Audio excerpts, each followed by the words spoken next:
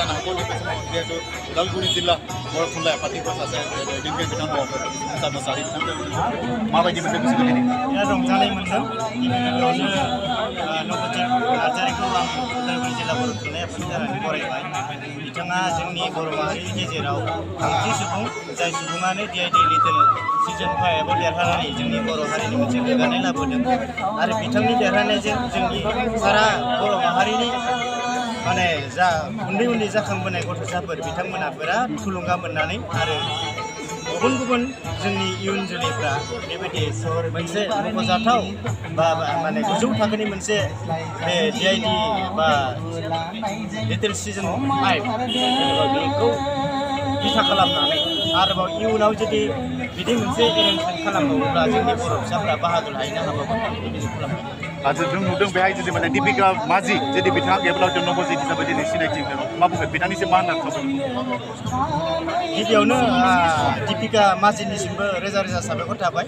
बिथाङा जोंनि गुबुन हारिनि सासे हिन्जाव जानानैबो जोंनि बर' फिसानि सासे नबजित नार्जारिखौ मोनसे सुबिदा होनानै बेबायदि देरहासार बान्थाखौ लाबोनायाव बिथाङा जथेस्थ' हेफाजाब होदों बेनिखाय बिथांनिसिमबो आङो उदालगुरि जिल्ला बर' थुनलाइ आफादनि जानानै रोजा रोजा साबायखर बावबाय देरहासारनाय आरो बियो जोंखौ माहारि हिसाबै जोबोद थुलुंगानाय होदों आरो बेखौ नुनानै लोगो लोगोनो जों नुनो मोनदों उन्दै जाखांबोनाय लाइमोन बर' सेंग्रा सिख्लाफोरा दिनै बे थाखोआव माबोरै थांनो हागोन माबोरै जों कम्पिटिसनाव बाहागो लाहैनो हागोन बिनि जुजिनायखौ जों नुनो मोनदों बे जोंनि थाखाय मोनसे मोजां इसारा आसा खालामो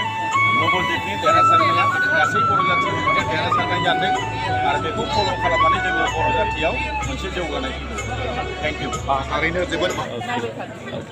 साबायखर बिथाङा जिहेतु माने भटबो होदों देरहानायखाय बिराद माने गोजोननाय मोनदों आरो जिहेतु उन जोलैनि माखासे बेहाय सिख्लाफोरबो दं बिथांनिफ्रायबो मिथिनो नाजागोन दा सिख्लाफोराव गोबां आखायाव एन्ड्रइड मबाइल गिदिर गिदिर थायो बिथांमोना मा बुंगोन नैबे समाव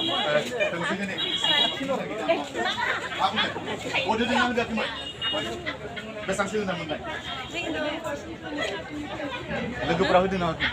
होनानै जोंनि जिहेतु नबजित नार्जारि देरहाबाय माबायदि मोनदों गोसोआव जोबोद गोजोननाय मोनदों फंबाया देरहाबोनानै जोंनि बर' हारिखौ मुंदांखा खालामबाय लोगोसे आसामखौबो नाम खालामनो थाखाय लाइमोनफोरखौ मा खालामनो जिहेतु नोंथाङाबो सासे लाइमोन हिसाबै मा बुंगोन मोसानाय बे बिथिङाव फैनांगौ बा बे रोजाबनाय बिथिङाव फैनांगौ मा बुंगोन आं बेखौनो बुंनो सानो जे बयहाबो इन्ट्रेस्टआ आलदा आलदा जायो जेराव इन्ट्रेस्ट दङ बेहायनो जेराव इन्ट्रेस्ट थायो बेहायनो आवगायलांनांगौ बिनानाव बिथाङा बुंनो जोबोद माने बाख्नायथावना बिथांनि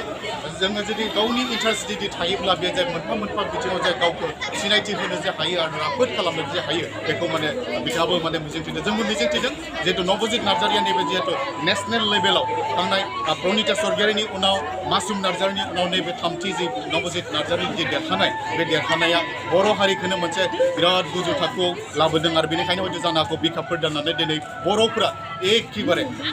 जेबो गोसोआव होंगो दोंगो एबा एना एनि लासैनो जि दङ गासैखौबो हयथ' भट होनानै बेबायदि देरहासारदों बे जोंनि थाखाय जोबोद बाख्नायथाव आरो सानैसो माने बर' जाथिनि नायजानाय सासेल' नबजित नार्जारिया 10 बोसोर बैसोआव DID लिटिल मास्टाराव सेथि बान्थाखौ जों मोननो हादों बे इन्टायार बर' जाथिनि थाखाय सनानि हांखोजों लिरनानै दोननो हानाय मोनसे घटना आरो बेजों लोगोसे एखे समावनो आसाम हादोरनि आरो भारत हादरनि देरहासारनाय आरो बियो जोंखौ माहारि हिसाबै जोबोद थुलुंगानाय होदों आरो बेखौ नुनानै लोगो लोगोनो जों नुनो मोनदों उन्दै जाखांबोनाय लाइमोन बर' सेंग्रा सिख्लाफोरा दिनै बे थाखोआव माबोरै थांनो हागोन माबोरै जोङो कम्पिटिसनाव बाहागो लाहैनो हागोन बिनि जुजिनायखौ जों नुनो मोनदों बे जोंनि थाखाय मोनसे मोजां इसारा आसा खालामो नबजितनि देरहासारनाया गासै बर' जाथिनि मोनसे देरहासारनाय जादों आरो बेखौ फल' खालामनानै जोङो बर' जाथियाव मोनसे जौगानाय गावनि गोब्राब नाजानायनि गेजेरजों देरहासार जाबाय आरो बिथांमोनखौ लानानै जोंहा गोबांथार गौरव खालामनांगौनि मोनसे थासारिमोन खिन्थु बिथांमोना मा साननानै मा बबे मोनसे इन्टारेस्टआव थाखोमानानै दिनै बिथांमोनखौ मोनसे गुवार फिल्डआव लानानै थायाखै बिथांमोननि बाथ्रा बियो आं सानो बिथांमोना बेखौ हाइलाइट खालामनांगौमोन अल इन्डिया लेभेलाव जिहेतु बिथांमोना देरहासार जानो हादों बेखौ नाहरोब्ला जों एसे बोरैबा मोनदों आरो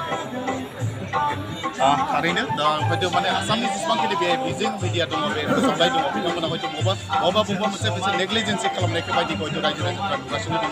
जाहाथे बिदि जानाङा मानोना आसामनिफ्राय साथाम बे मोनसे हिस्टरिक मुभमेन्ट आरो बे हिस्टरिक मुभमेन्टआव दिनै साथामा देरहासार लाबोनानै जिहेतु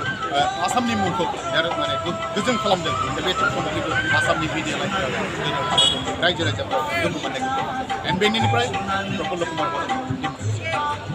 नोंथांमोनहा जेएनएम एनएम नार्सिं फरायनो गोसो दं नामा? जुदि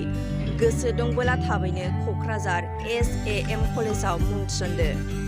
बे फरायसालियाव 2 निफ्राय 3 बोसोर नार्सिं फरायनायनि मोजां खाबु दं।